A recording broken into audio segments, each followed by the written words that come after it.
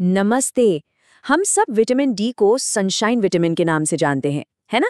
पर क्या हो अगर ये बताया जाए कि जिसे हम विटामिन समझ रहे हैं वो असल में विटामिन है ही नहीं? चलिए आज इसी के पीछे का एक ऐसा राज जानते हैं जो शायद हमारी पूरी सोच ही बदल दे। देखिए, ये बात सुनने में थोड़ी मजेदार लग सकती है, लेकिन इसमें एक बहुत बड़ी सच्चाई छिपी हुई है। अगर कोई अब तक यही सोच रहा था तो कोई बात नहीं, असलियत तो इससे कहीं ज्यादा दिलचस्प है। तो फिर विटामिन डी का सबसे बड़ा राज आखिर है क्या? सच तो ये है कि इसका नाम ही एक तरह का धोखा है। ये कोई विटामिन नहीं बल्कि शरीर के लिए कुछ और ही है, कुछ बहुत ही जरूरी।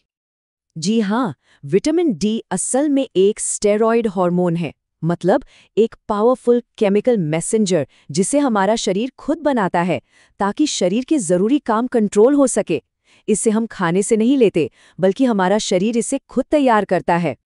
इसको ऐसे समझिए जैसे ये शरीर का अपना सोलर पैनल हो, लेकिन चिंता की बात यह है कि हम में से ज्यादातर लोगों का ये इंटरनल सोलर पैनल लो बैटरी पर चल रहा है। तो चलिए अब जरा इस दिलचस्प प्रोसेस को समझते हैं कि हमारा शरीर इस जरूरी हार्मोन को बनाता कैसे है। ये किसी कमाल की फैक्ट्री से कम नहीं है। ये पूरा काम 4 आसान स्टेप्स में होता है। सबसे पहले सूरज की यूवीबी किरणें हमारी त्वचा पर पड़ती हैं। फिर ये खून के जरिए लिवर में जाता है, जहां इसका रूप बदलता है। इसके बाद ये अपने फाइनल पावर अप के लिए किडनी तक पहुंचता है और वहां जाकर ये कैल्सिट्रायोल यानी असली एक्टिव हार्मोन बन जाता है। पर सोचने वाली बात यह है कि क्या हो अगर हमारी अपनी ही ये फैक्ट्री ब्लॉक हो जाए। आखिर वो कौन सी चीजें हैं जो इसे ठीक से काम करने से रोक रही हैं? सच तो ये है कि हमारी मॉडर्न लाइफस्टाइल ही इसकी सबसे बड़ी दुश्मन है। SPF 30 से ज्यादा वाली सनस्क्रीन का इस्तेमाल, शरीर को पूरी तरह ढककर रखना और ज्यादातर समय घर या ऑफिस के अंदर बिताना, ये सारी आदतें हमारी अपनी ही फैक्ट्री पर ताला लगाने जैसा है।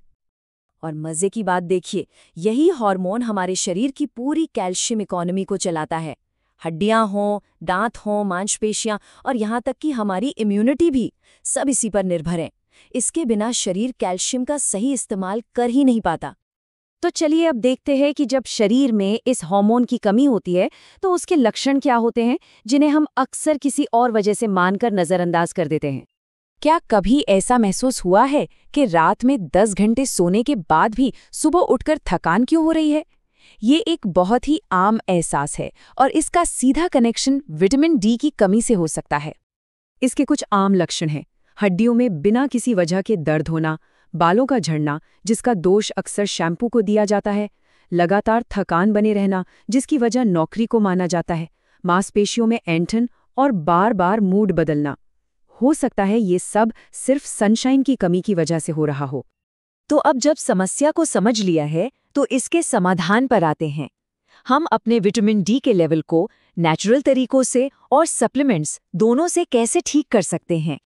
सबसे आसान और सबसे नेचुरल तरीका, बस सुबह की धूप में 10 से 15 मिनट अपने हाथ और पैरों को खुला रखकर बैठना।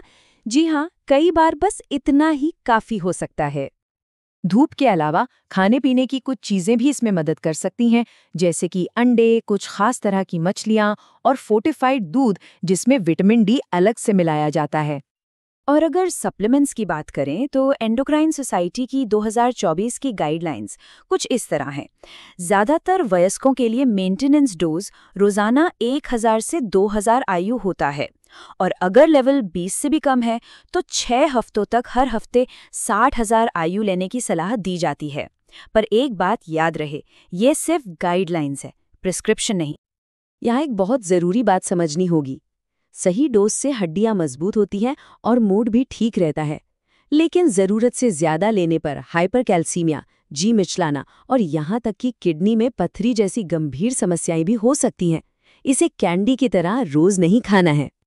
और हाँ, एक चेतावनी, बाजार में मिलने वाली वो रंग बिरंगी विटामिन गमीज, वो ज़्यादातर चीनी और मार्केटिंग का खेल होती हैं। उन पर पैसे खर्च करने से कहीं ज़्यादा फायदा तो धूप में खड़े होने से मिल सकता है। और अब इस पूरी बातचीत की सबसे ज़रूरी सलाह। एक सुनहरा नियम है जिसे कभी भी किसी भी हालत में नहीं भूलना चाहिए। हमेशा इलाज से पहले टेस्ट करवाएं। अंदाजे पर कोई भी सप्लीमेंट लेना शुरू करना खतरनाक हो सकता है। क्योंकि दवा विज्ञान है, कोई अंधविश्वास नहीं। हमेशा डॉक्टर के प्रिस्क्रिप्शन पर ही चलें और उन्हीं की सलाह को मानें। तो आखिर में बस एक सवाल सोचने के लिए छोड़ जाते हैं। आखिरी बार किसी ने अपनी सनशाइन कब चेक करवाई थी?